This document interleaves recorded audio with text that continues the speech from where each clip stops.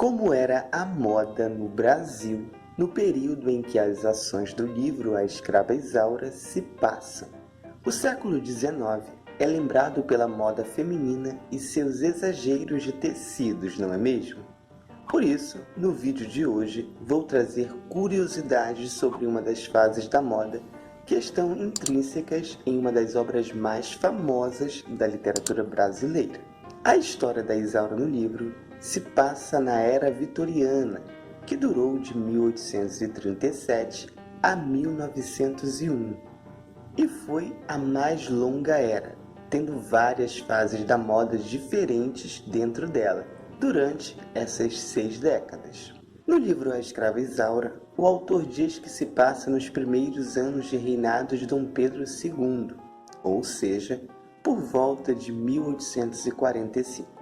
Embora ele não tenha descrito os trajes dos personagens, no primeiro capítulo ele descreve o vestido de Isaura, que segundo ele, embora feito de um tecido simples, chita, ele copiava a moda da época com suas saias rodadas. Então, que moda era essa? Lembrando que neste vídeo só falarei dos trajes femininos, que são os que gosto mais. Caso queira um vídeo sobre os trajes masculinos desse mesmo período, deixe nos comentários. A primeira fase da moda foi chamada de Early Victorian e durou de 1840 a 1855. Considerado o período mais romântico da história da moda, que corresponde aos primeiros anos de reinado da Rainha Victoria e seu casamento com o príncipe Albert, a moda dessa época era um reflexo do romantismo e do otimismo da rainha. Em contraponto, todos os países se inspiravam nesta moda. A silhueta dos anos 1840, período retratado no livro, trazia uma cintura bem marcada. As saias eram em formato de cúpula, que criavam uma ilusão de cintura muito mais fina e ainda tornavam as mulheres muito mais delicadas e femininas. A cintura das mulheres era moldada pelos corsês. Corset era uma peça que sustentava os seios e deixava a cintura muito elegante. Esse tipo de peça não afinava muito a cintura. Tinha uma peça de madeira no meio entre os seios, chamada de busque, que ajudava a sustentar o busto e esconder a barriga. O corpete ajudava a alongar o tronco e terminava em ponta no formato de V, na frente e às vezes nas costas. Os ombros levemente caídos e arredondados. Os corpetes diurnos tinham mangas longas e ajustadas, às vezes tinham mangas bufantes também, e geralmente fechadas até o pescoço. Aqui no Brasil, esses corpetes eram conhecidos pelo nome de afogadinho. Esse modelo poderia inclusive ter feito parte do guarda-roupas de Isaura. Os corpetes dos vestidos formais, os trajes de gala, tinham mangas curtas e colo à mostra, conhecidos como corpetes baixos. Inclusive, é possível que Isaura tenha usado um modelo deste no baile em que é desmascarada como escrava fugida.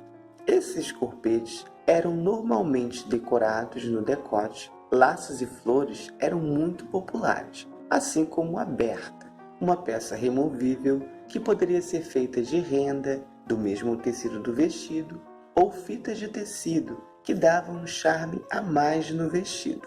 Como as saias ainda não eram tão rodadas quanto se tornariam nos anos seguintes, com a chegada das crinolinas, as mulheres usavam várias saias, de 5 a 7 saias, todas engomadas. E o resultado eram belas saias rodadas, decoradas com babados e rendas, bem como é descrito por Bernardo Guimarães no livro, quando ele fala no vestido de chita da Isaura. Ele se refere a, abre aspas, um vestido de chita ordinário azul claro, desenhava-lhe perfeitamente, com encantadora simplicidade, o porte esbelto e a cintura delicada, e se desdobrando-lhe em roda, amplas ondulações pareciam uma nuvem do seio da qual se erguia a cantora, como Vênus nascendo da espuma do mar, ou como um anjo surgindo dentre brumas vaporosas.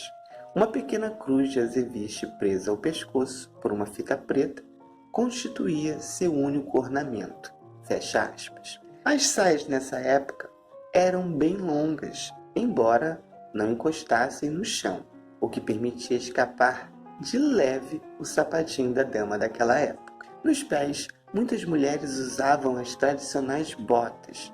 Os pequenos saltos eram uma novidade muito chique dessa época. No livro, o autor também fala no sapatinho de Isaura, na cor vermelho. As botas de passeio eram feitas com materiais resistentes, como couro, camurça ou lã. As botas para os bailes eram feitas de sedas nas cores claras e muitas vezes eram bordadas à mão. Outra peça muito usada nessa época era o bonnet, um chapéu que protegia o rosto das mulheres da exposição ao sol. Eram decorados com rendas, flores e laços e deixavam o visual da mulher ainda mais delicado.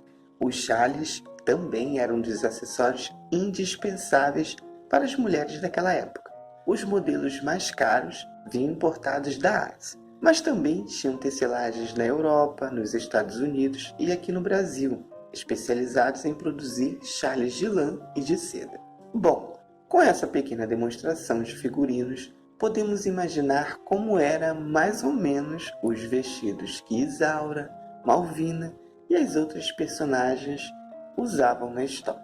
Caso você se pergunte, por que essa não era a moda que vemos na novela Escravas Áureas de 1976, a resposta pode estar no fato de que o diretor, juntamente com o autor da adaptação, mudaram o marco histórico do enredo, levando de 1845 do original para 1865, 2 décadas depois, período em que já existiam as famosas crinolinas que deixavam as saias rodadas como um balão.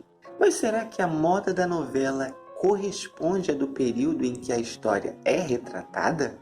Esse é um assunto para o próximo vídeo. Esse foi o vídeo de hoje. Espero sinceramente que vocês tenham gostado. Críticas e sugestões deixem nos comentários. Um beijo grande e até o próximo vídeo.